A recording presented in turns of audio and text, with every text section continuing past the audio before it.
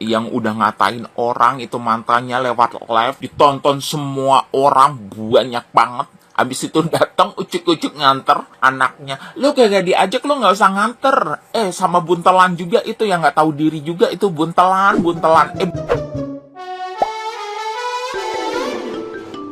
Babak baru konflik antara Ruben Onsu dan Sarwendah kembali menyita perhatian publik. Setelah saling menyampaikan keluhan melalui berbagai jalur, kini muncul agenda pertemuan yang dijadwalkan berlangsung pada 11 Juli 2026. Kubu Sarwendah berharap momentum tersebut dapat menjadi kesempatan bagi kedua belah pihak untuk duduk bersama membahas persoalan yang terus berkembang hingga saat ini.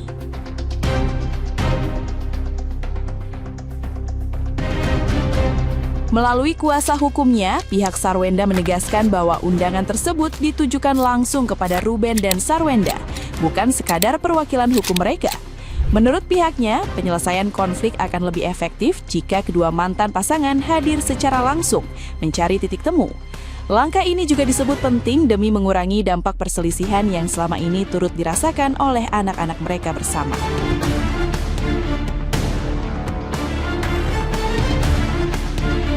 Nah, gimana nih menurut netizen yang terhormat? Silahkan berkomentar ya. Pengacaranya Ruben Onsu, Bapak Minola Sebayan ya. Jadi dari semenjak ketemu di bandara itu ya, tidak ada sama sekali Ruben menginstruksikan, memerintahkan atau menyarankan atau memberikan perintah atau keputusan bahwa hak asuh anak, memperjuangkan hak asuh anak itu diberhentikan. Jadi Abang Minola Sebayan ini mengartikan bahwa untuk memperjuangkan hak asuh anak itu di tangan Ruben itu masih tetap berjalan. Jadi kita itu masih ada tugas untuk mengawal perjuangan Ruben Onsu untuk mendapatkan hak asuh anak gitu. Jadi kita masih tetap kalau ibarat kata Polela itu masih harus siap gerak gitu ya, masih harus rapatkan barisan gitu ya. Netizen mah nggak seru, dikasih video gini aja masih Sarwendah langsung ibah. Jangan terkecoh, aku bilang jangan terkecoh. Itu dia lakukan karena si Onsu itu udah mulai ke KPAI, dia udah mulai pencitraan. Kalian jangan terkecoh, tapi kita itu salut, dia berani nih bawa anaknya bagus. Nah bagian itu tuh bagus, akhirnya dia dipertemukan sama anaknya. Kalau bagian yang lain jangan terkecoh. Follower kok nggak boleh terkecoh ya dengan berita sepotong ini. Di sini juga si Kak Onsu bagus loh, masih kayak biasa aja. Padahal sebenarnya kalau itu kita, udah muak kali dia tuh. Pintar dia nih momennya pas si Onsu udah mau pergi. Dia ini mau menghilangkan kisah-kisah live mereka. Jangan kalian terkecoh ya, tabok. Cuy. Orang tuh kalau semuanya ya mukanya muka tembok, yang nggak tahu diri, yang udah ngatain orang itu mantannya lewat live, ditonton semua orang banyak banget. Abis itu datang ucuk-ucuk nganter anaknya. Lu kagak diajak, lu nggak usah nganter. Sama buntelan juga itu yang nggak tahu diri juga itu buntelan. Tuan nyonya pap, amit-amit. Udah buntelan sama si janda peret juga. Lo ngapain nganter-nganter gitu? Lo kagak diajak. Lo mendingan tuh biasanya kan diantar sama suster Endige dan kawan-kawan. Mendingan kayak gitu doang. Tamit, najis. Nggak tahu, orang tuh yang nggak tahu diri itu cuma lu doang, janda. Lu nggak tahu diri doang. Nih, mendingan lo kayak tetangga gue, kayak Kang Sule, kayak si itu Natali, habis itu Tasya Farasya. Tuh baik-baik, adem-adem, kagak banyak tuh bacot gitu. Pamit, udah tidur sana sini jadi dikasih segitu ngerembes sampai 200 juta lebih, kagak punya otak lu. Wenda, dah pagi hari belum juga lab lagi. Mana Wenda yang dulu? Ingat ya Nda ya, Wenda tuh ciri bel. Wenda harus semangat dan padam. Kalau ada yang nanya, Wenda kau gini-gini, kau gitu-gitu, jawab gini sikit jawab gitu Nda, jawab gitu. Nggak usah kau pedulikan orang Nda. Yang sekarang nih kita yang menyelamatkan diri kita, apalagi udah menjadi single parent, ya. Nggak akan tahu orang udah susah kita kayak mana cari duit tuh Nda. Yang penting dah, lab Wenda gacor. Orang nih nggak gacor labnya Nda. Wenda apa? 200 juta tuh 1 jam aja kan? Orang nih Tanggang-tanggang dia lihat begini, yang nonton cuma berapa? 5 orang, 10 orang. Dapat aja sama dia komisi 200.000, udah di SS-nya dah ada dibikin story dah. Wenda apa? 200 juta setengah jam. Gacor tuh dah. Jangan pedulikan dah. Saran aku dah tuh Landa kemarin ngap. Wenda tuh belum terlalu paham kali sama hidup lagi. Ya, itu belum seberapa lagi tuh nda ya permasalahan Wenda. Aku aja kemarin nyari telam duren tuh Handa tahu nda. Banyak kali lah orang yang mau telam duren tuh. Itulah Wenda kemarin ngapain ikut telam duren di Pekanbaru. Itulah. Dan kalau ada yang bilang kayak gitu, bilang sih kayak bilang gitu. Kayak kau sok suci aja kau bilang gitu. Kau kan nggak direkam aja kesalahan kau bilang gitu. Ya, lu peduli kan? Namanya artis, resiko artis tuh malah. Aku kalau jadi artis aku nak mau aku padam tuh. Susah tuh Manda, susah kita untuk menjadi artis tuh. Awak nak Nio ke Brownies nggak juga dipanggil dong. Kocak tuh. Masih dengan Huru Hara, keluarga artis Ruben dan Sarwenda. Dan episode kali ini adalah pentas balet Thalia dan Tania. Dan jujur Li, ketika aku membaca feednya Ruben yang menceritakan dengan begitu panjang lebar keadaan saat Thalia dan Tania balet, aku sempat merasa terharu karena ada part yang dia tulis di situ.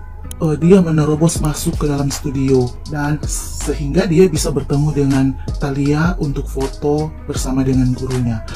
Ya, begitulah effort kalau memang mau ketemu anak. Itu sudah benar. Tetapi ada di part selanjutnya ketika dia membawa nama Gio di situ, saya kembali merasa ilfil karena dari tulisannya di situ jelas-jelas yang membawa keluar dari ruangan studio itu adalah Gio. Otomatis Tania itu pastilah menjadi tanggung jawab Gio. Dan sikap Gio saat itu sudah benar karena dia memberi ruang Tania dengan Ruben untuk bertemu. Di situ pun dia tidak halang-halangi, dia hanya memantau dari jauh melihat Tania dan Ruben bertemu. Kalau di saat itu Gio menghalang-halangi, ya wajar kalau Ruben kecewa. Justru menurut saya, Gio ini bertanggung jawab atas keberadaan Tania yang dia bawa keluar. Walaupun dia tahu Tania sudah bertemu dengan ayahnya, makanya dia tidak mendekat. Dia hanya memantau dari jauh. Kalau Ruben berpikir, loh, aku kan ayahnya, kenapa si Gio itu tidak mau meninggalkan Tania bersama ayahnya? Seharusnya Ruben tidak usah fokus ke Gio. Fokuslah kepada Tania karena di saat itu dia sudah bertemu dengan Tania. Dan di video juga saya lihat Tania itu begitu senang bercerita, Ella juga bertanya, mereka bercerita. Justru Ruben ini yang kelihatan pikirannya kemana-mana karena dia hanya melihat ke belakang karena Gio-nya ada di belakang. Pikirannya hanya ke Gio. Orang ini sudah bertemu dengan anak, lah fokuslah dengan Tania, jangan ke mana-mana. Pada akhirnya dia yang sakit hati sendiri. Apa? Oh, tidak bisa. Untuk para tamu undangan dan hadirin yang terhormat kesini. Kalian duduk dulu ya, duduk yang rapi. Dengarkan aku. Kita itu jangan mau kalau diajak sama Endah menyelesaikan masalahnya katanya secara tertutup aja. Kok bisa? Oh no. Ya kan masalah si Endah nih sama netizen ini sudah kayak kakak beradik. Jadi nggak bisa netizen itu tuh harus nggak ikut campur, harus ikut campur. Kenapa Inces harus netizen ikut campur? Ya karena gara-gara netizen lah. Makanya ini sudah sebesar ini. Ya kan, gara-gara netizen yang membela Onsu. Makanya si Onsu itu tuh mau memenangkan hak asuh anak itu karena suara kita. Lah sekarang dia tidak mau ajak kita. Oh no, tidak mungkin terjadi. Netizen harus tetap mengawal sampai anak dua itu jatuh ke tangan Onsu. Gitu loh maunya. Jangan sekarang. Setelah ini ya, setelah sudah kelihatan nih ya, sudah ada nih sinyal-sinyal nih kalau si Onsu itu menang 80% untuk merebut hak asuh anak. Kemarin kan dia yang bikin masalah duluan di publik ini, dia yang post sendiri. Kok sekarang giliran mau mau menyelesaikannya harus dengan cara tertutup, tidak mengajak netizen. Oh, tidak bisa, aku harus ikut, karena aku salah satunya yang ngebesarin itu konten, yang ngebesarin kebenaran ini. Akulah salah satunya, karena aku berada di pihak yang benar dan benar. Iya kan. Jadi untuk kalian di para hadirin, jangan mau. Kalau diajak sama si Indah ini menyelesaikan masalah dengan tertutup, jangan mau. Harus dipublish. Kita baru akan selesai setelah si anak 2 itu ada di tangan Onsu. Kita kan nggak barbar ya kan. Kita kan cuma menyampaikan kebenaran. Kenapa dia harus takut kebenaran? Iya kan. Jadi pokoknya nih kita nggak boleh didoktrin sama si Indah ini. Dia kan itu rajanya ngedoktrin. Jadi kita nggak boleh. Ya. Jadi harus ini berjalan di ruang publik. Kayak begitu kan. Harus di ruang publik, jangan mau tertutup.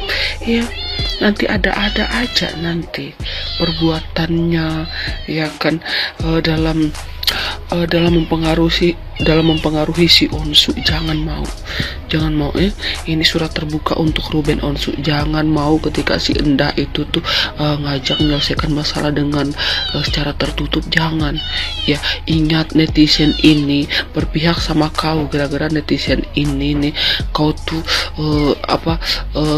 berlimpahan simpati dari seluruh Indonesia gara-gara netizen. Coba kalau kita diam-diam kemarin diinjak kau sama si Indah, kau dibilang nggak butuh duit gitu dia.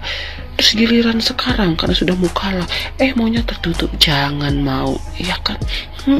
Ya kan, tamu undangan.